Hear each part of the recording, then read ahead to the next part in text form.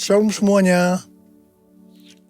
Pada waktu Tuhan Yesus ditanya oleh murid-muridnya tentang tanda kedatangannya dan tanda kesudahan dunia ini, Tuhan Yesus menjawab dalam Lukas 21 ayat 11 bahwa salah satunya adalah penyakit sampar. Sampar dapat diartikan sebagai pandemi. Jadi COVID-19 ini adalah salah satu tanda dari kedatangan Tuhan Yesus kembali dan tanda kesudahan dunia ini. Selain itu, Tuhan Yesus menjawab dari Matius 24 ayat 14 yang berkata, dan Injil kerajaan ini akan diberitakan di seluruh dunia menjadi kesaksian bagi semua bangsa. Sesudah itu barulah tiba kesudahannya. Tuhan Yesus pasti datang kembali. Yang percaya katakan amin. Karena itu dia memberikan amanat agung kepada kita, yaitu agar kita pergi dan menjadikan semua bangsa itu murid Tuhan Yesus. Hal ini juga berarti agar terjadi penemuan jiwa besar-besaran sebelum Tuhan Yesus datang kembali. Sekarang kita akan melihat bagaimana proses untuk menyelesaikan amanat agung atau proses penemuan jiwa yang terbesar dan yang terakhir sebelum Tuhan Yesus datang kembali. Untuk menyelesaikan amanat agung tidak bisa dengan kekuatan sendiri. Karena itu pesan terakhir Tuhan Yesus sebelum naik ke surga kepada murid-muridnya, yang juga berarti kepada kita semua. Dalam Kisah Para Rasul 1:8. Tetapi kamu akan menerima kuasa kalau Roh Kudus turun ke atas kamu. Dan kamu akan menjadi saksiku di Yerusalem dan di seluruh Yudea dan Samaria dan sampai ke ujung bumi. Jadi untuk menyelesaikan amanat agung, kita harus menerima kuasa dari Roh Kudus yang turun ke atas kita. Setelah itu, dengan disaksikan para muridnya, Tuhan Yesus naik ke surga. Setelah Tuhan Yesus naik ke surga, 120 murid Tuhan Yesus berkumpul di kamar loteng Yerusalem. Mereka melakukan ini karena Tuhan Yesus memerintahkan agar mereka tidak meninggalkan kota Yerusalem sebelum diperlengkapi dengan kekuasaan dari tempat tinggi. Tuhan Yesus berkata, sebab Yohanes membaptis dengan air, tetapi tidak lama lagi kamu akan dibaptis dengan Roh Kudus. Apa yang dilakukan 120 murid di kamar loteng? Alkitab berkata bahwa mereka semua bertekun dengan sehati dalam doa bersama-sama. Artinya mereka berdoa, memuji dan menyembah Tuhan dalam unity siang dan malam. Ini adalah prinsip restorasi Pondok Daud. Ini adalah prinsip menara doa. Setelah 10 hari mereka melakukan hal ini, maka pada hari raya Pentakosta, tiba-tiba turunlah dari langit suatu bunyi seperti tiupan angin keras yang memenuhi seluruh rumah di mana mereka duduk.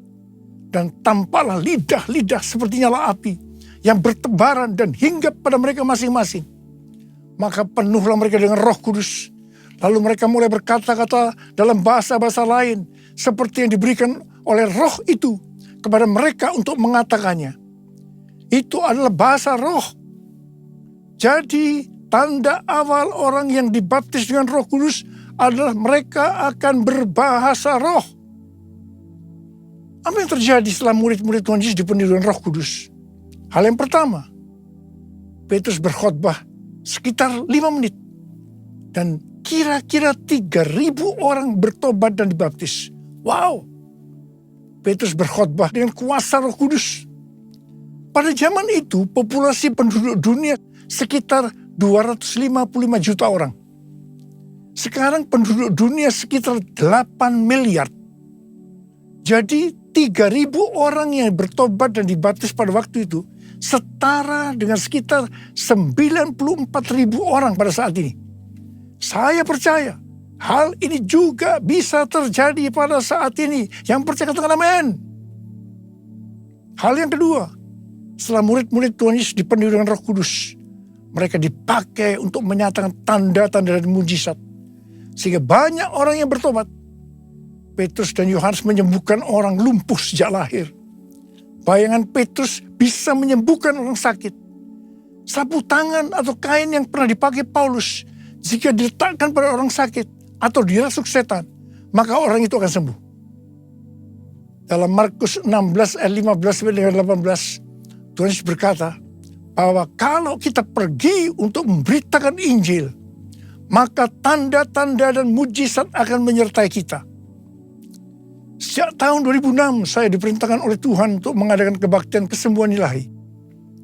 Selama 13 tahun, saya sudah mengadakan 318 kali kebaktian kesembuhan ilahi. Setiap kali saya berkhotbah, pasti saya memberitakan Injil. Tanda-tanda dan mujizat terjadi. Saya diizinkan Tuhan untuk melihat dan mengalami mujizat seperti yang dilakukan oleh Tuhan Yesus 2000 tahun yang lalu. Hal yang ketiga, setelah murid-murid Tuhan Yesus dipenuhi dengan Roh Kudus, maka cara hidup mereka berubah. Sehingga banyak orang yang bertobat. Yang pertama, mereka bertekun dalam pengajaran rasul-rasul dan dalam persekutuan. Bagi kita, ini juga bisa diartikan mereka suka membaca Alkitab. Mazmur 119 ayat 105 berkata, "Firman-Mu itu pelita bagi kakiku dan terang bagi jalanku." Kalau kita suka membaca Alkitab, itu akan menuntun jalan hidup kita. Hidup benar sesuai dengan firman Tuhan.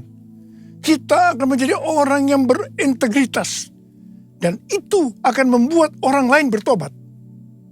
Yang kedua, perubahan cara hidup yang membuat banyak orang bertobat adalah mereka selalu berkumpul, memecahkan roti dan berdoa. Ini bisa diartikan mereka hidup dalam unity dan suka berdoa. Hari-hari ini saya melihat melalui menara doa bahwa ada doa, pujian, dan penyembahan dalam unity siang dan malam. Saya percaya kalau Tuhan sudah berikan kepada kita beban untuk berdoa seperti ini, maka ini merupakan tanda bahwa Pentakosta ketiga yang dahsyat akan turun dan akan terjadi penuaian jiwa yang terbesar dan yang terakhir sebelum Tuhan Yesus datang kembali. Yang ketiga, perubahan cara hidup jemaat yang membuat banyak orang bertobat, yaitu karena mereka suka memberi, sehingga tidak ada yang berkekurangan. Dalam kondisi krisis ekonomi akibat pandemi dan juga perang, hari-hari ini justru Tuhan Yesus menghendaki agar kita suka memberi. Alkitab berkata, adalah lebih berbahagia memberi daripada menerima. Lukas 6 ayat 38 berkata, "Berilah, dan kamu akan diberi. Suatu takaran yang baik, yang dipadatkan, yang digoncang, dan yang tumpah keluar akan dicurahkan ke dalam ribaanmu. Sebab ukuran yang kamu pakai untuk mengukur akan diukurkan kepadamu." Yang keempat, perubahan cara hidup jemaat yang membuat banyak orang bertobat, yaitu mereka selalu bergembira dengan tulus hati sambil memuji Allah. Hidup dengan tulus hati artinya hidup sebagai orang yang berintegritas. Jadi perubahan-perubahan yang terjadi dalam cara hidup jemaat yang membuat banyak orang bertobat adalah mereka suka membaca Alkitab. Mereka suka berdoa. Mereka hidup dalam unity. Mereka suka memberi. Mereka suka memuji Allah dan bergembira.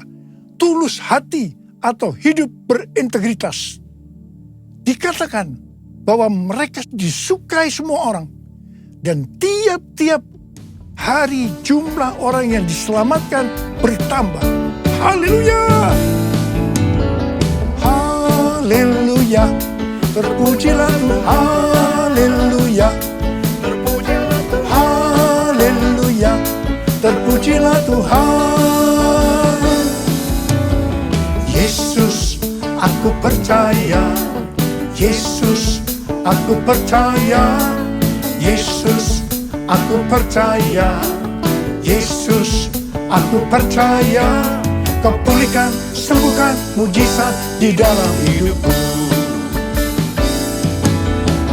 Haleluya. Terpujilah Tuhan. Haleluya. Terpujilah Tuhan. Haleluya. Terpujilah Tuhan. Terpujilah Tuhan. Terpujilah Tuhan. Haleluya. Saya percaya mereka menganggap bahwa pola penuaian jiwa hanya seperti itu. Mereka sebagai orang-orang percaya hidup dalam zona nyaman. Mereka biasa berkumpul dalam unity sambil membaca Alkitab, berdoa, dan memuji Tuhan dengan sukacita. Tidak ada yang berkekurangan. Wow, siapa yang tidak mau menjadi orang Kristen? Tetapi ternyata supaya penuaian jiwa bertambah besar, Tuhan izinkan proses berikutnya terjadi, yaitu aniaya menimpa jemaat di Yerusalem. Selain rasul-rasul, maka mereka harus lari meninggalkan Yerusalem. Mereka pergi ke Yudea dan Samaria sambil memberitakan Injil. Jadi kalau tadinya penuaian jiwa hanya terjadi di Yerusalem saja, sekarang mereka menyebar ke seluruh Yudea dan Samaria. Dan pola penuaian jiwa yang seperti ini masih terjadi sampai hari ini.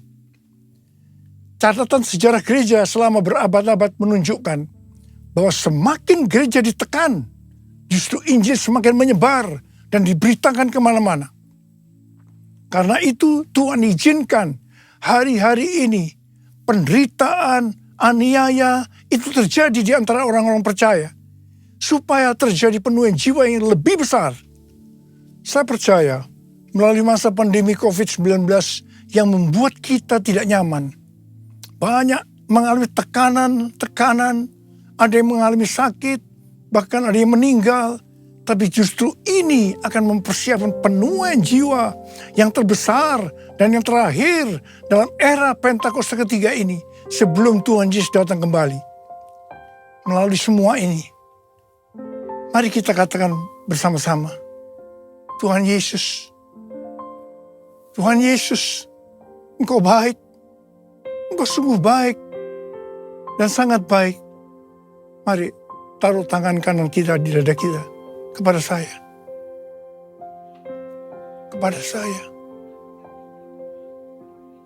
Yesus, Engkau baik, sungguh baik, sangat baik. Yesus, Engkau baik, sungguh baik, sangat baik. Kasih-Mu tak berkesudahan, kasih-Mu kekal selamanya.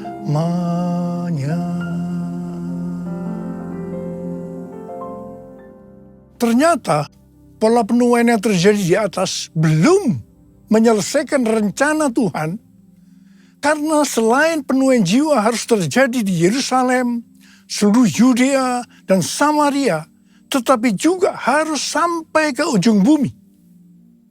Tuhan mempunyai cara untuk membuat penuaian jiwa itu sampai ke ujung bumi, yaitu dengan terjadinya perubahan paradigma dalam pelayanan.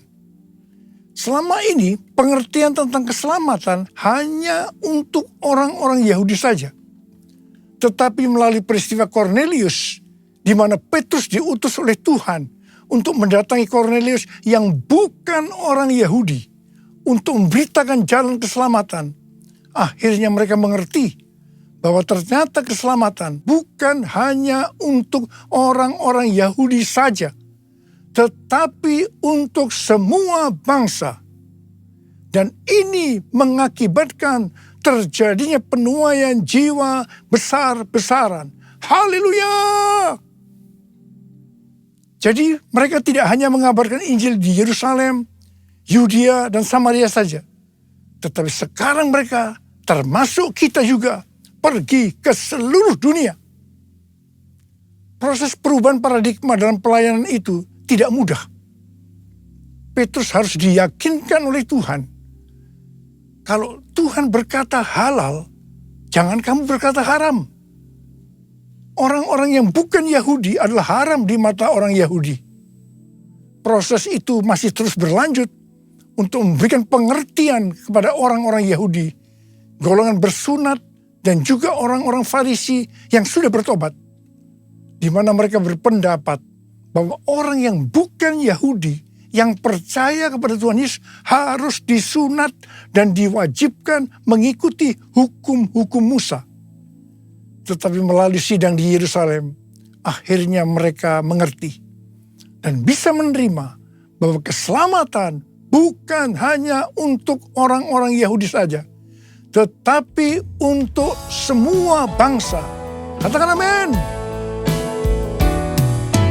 Layaklah segala bangsa sujud kepadamu,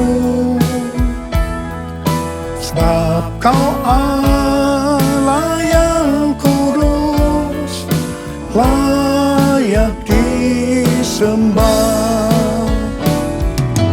Layaklah segala bangsa sujud kepadamu,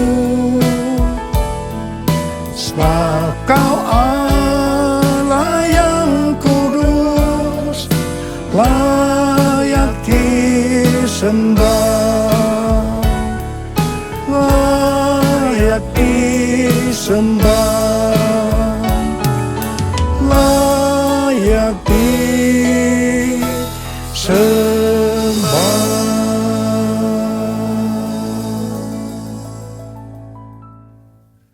Kita diingatkan bahwa tema tahun 2022 yang lalu adalah tahun paradigma yang baru. Di sini Tuhan mengingatkan bahwa untuk menyelesaikan amanat agung, kita akan dituntun oleh Roh Kudus untuk menggunakan paradigma yang baru atau cara-cara yang baru. Tahun 2023 adalah tahun untuk bangkit dan jadi pemenang. Kita harus lebih peka terhadap tuntunan Tuhan supaya menjadi pemenang. Pada awal pelayanan saya termasuk salah seorang yang dipakai oleh Tuhan untuk melakukan paradigma yang baru dalam pelayanan untuk menyelesaikan amanat agung. Sebagai contoh, dalam hal membuka gereja baru. Dalam hal cara ibadah dengan doa, pujian, dan penyembahan. Dalam hal tempat ibadah yang dilakukan bukan di gedung gereja dan lain-lainnya. Semua itu selalu diawali dengan pro dan kontra. Sama dengan yang terjadi pada waktu zaman kisah para rasul tadi. Pada tahun 2009, Tuhan berbicara kepada saya bahwa Tuhan akan mencurahkan Roh Kudus sehingga akan terjadi pencurahan Roh Kudus yang dahsyat. Pada saat Roh Kudus dicurahkan, akan terjadi peristiwa seperti yang terdapat dalam Yoel 2 ayat 28 sampai dengan 32. Di sini disebutkan bahwa pada saat Roh Kudus dicurahkan akan ada 3 tanda yang terjadi. Tanda pertama sesuai dengan Yoel 2 ayat 28 dan 29 bahwa anak-anak, pemuda, dan orang tua akan dipakai oleh Tuhan secara luar biasa. Amin. Tanda yang kedua sesuai dengan Yoel 2 ayat 30 maka akan terjadi mujizat yang luar biasa. Tanda ketiga, sesuai dengan Yoel 2 ayat 31, maka akan terjadi goncangan-goncangan yang dahsyat. Dengan adanya 3 tanda ini, maka Yoel 2 ayat 32 akan digenapi. Akan banyak orang yang berseru kepada nama Tuhan. Dan mereka yang berseru kepada nama Tuhan akan diselamatkan. Ini berarti akan terjadi penuaian jiwa yang besar. Roh Kudus, Kau hadir di sini. Roh Kudus, ku mengasihimu. Kau lembut, Kau manis, Kaulah penghiburku, penolongku, diutus Bapakku. Buka hati untuk Roh Tuhan. Ku buka hati menyembah-Mu Yesus. Jamahlah kami, penuhi kami dengan kuasa Allah Maha Tinggi. Dengan kuasa Allah Maha Tinggi. Dengan kuasa Allah Maha Tinggi. Sejak tahun 2009, hampir di setiap khotbah, saya selalu mengingatkan tentang goncangan-goncangan ini. Dan ini terjadi hampir sekitar 10 tahun. Siapa mengira bahwa yang disebut dengan goncangan ini adalah pandemi COVID-19 di mana di Indonesia dimulai pada tanggal 2 Maret 2020. Kita melihat selama ini bahwa dengan adanya pandemi COVID-19 ini telah terjadi perubahan paradigma dalam pelayanan. Pelayanan secara online terbukti merupakan alat untuk mempercepat penyelesaian amanat agung, yaitu dengan semakin cepat dan banyaknya orang yang mendengar dan mengenal Injil Kerajaan Allah. Pada tanggal 8 Februari 2023, dimulainya kebangunan rohani di Asbury University, Kentucky. Yang mereka lakukan adalah berdoa, memuji, dan menyembah Tuhan dalam unity siang dan malam. Ini adalah prinsip restorasi Pondok Daud. Ini adalah prinsip menara doa. Kebangunan rohani ini menyebar ke kampus-kampus lain di Amerika Serikat, seperti di Lee University, Oral Roberts University, dan lain-lain. Berita kebangunan rohani melanda ke seluruh dunia.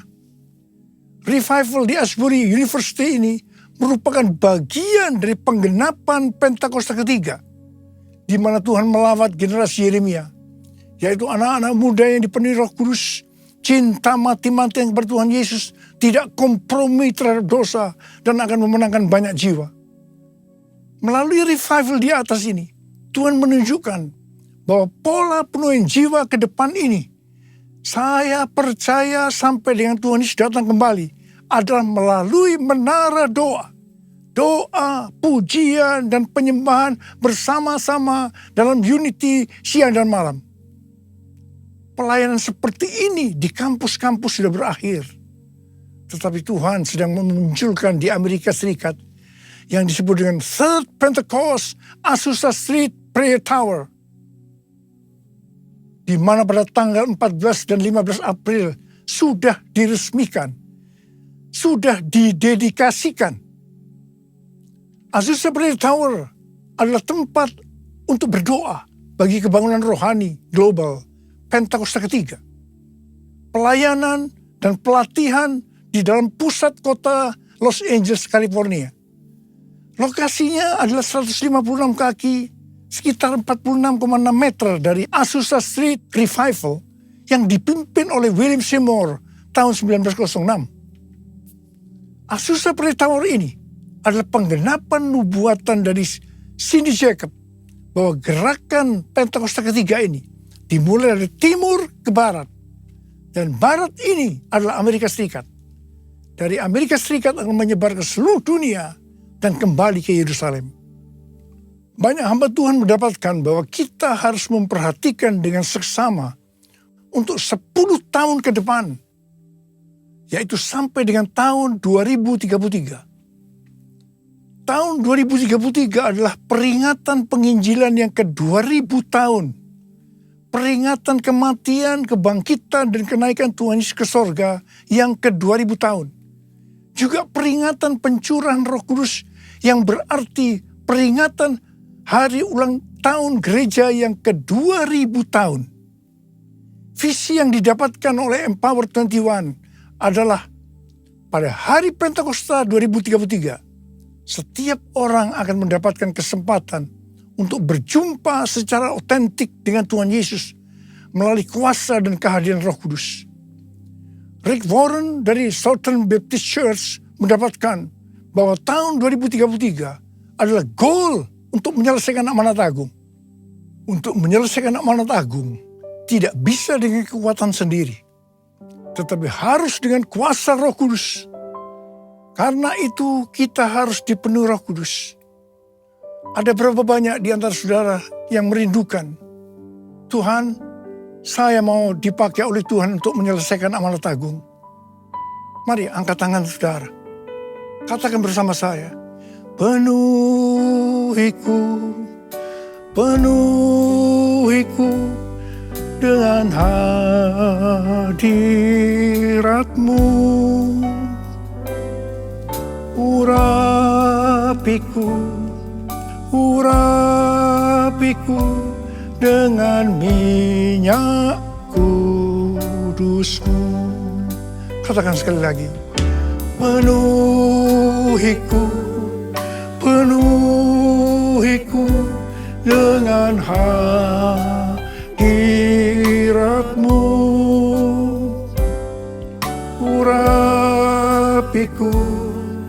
Urapiku dengan minyak kudus-Mu.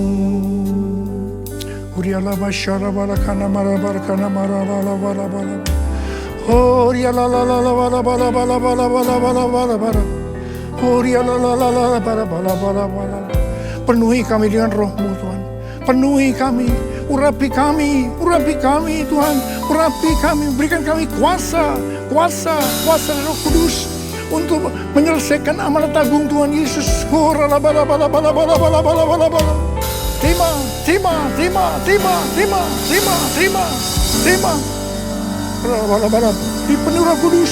Dipenuhi Roh Kudus.